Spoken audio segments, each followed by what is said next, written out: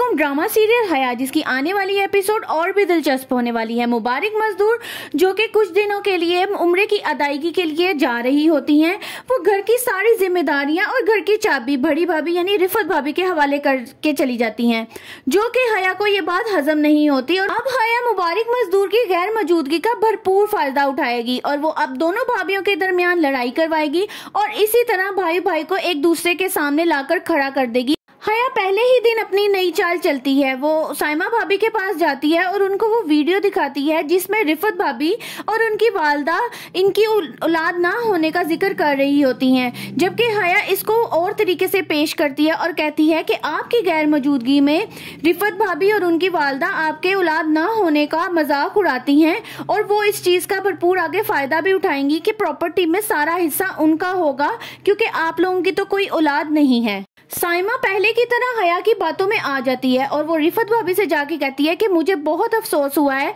मैं जिस तरह का आपको समझती थी आप उस तरह की नहीं है, आप तो मेरी औलाद ना होने का मजाक उड़ाती हैं। जिस पर रिफत कहती है तुम्हें गलत फहमी हुई है। कहती है हाँ गलत फहमी तो मुझे हुई है आपको समझने की, मैं आपको बहुत अच्छे दिल की खातून समझती थी।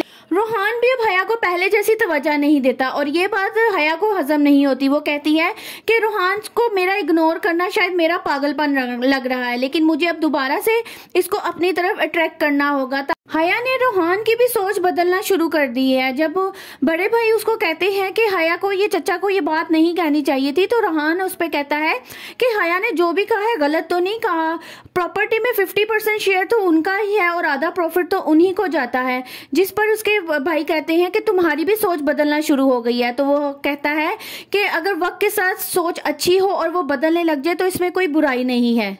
आगे की एपिसोड में आप देखेंगे कि हया मुबारक मजदूर के आने से पहले ही घर का शिराजा ही बिखेर के रख देगी, दोनों भाभीियों को एक दूसरे के खिलाफ कर देगी और भाइयों को भी एक दूसरे के खिलाफ कर देगी। मजीद मालूमात जानने के लिए मेरी वीडियोस को लाइक करें और चैनल को सब्सक्राइब करें।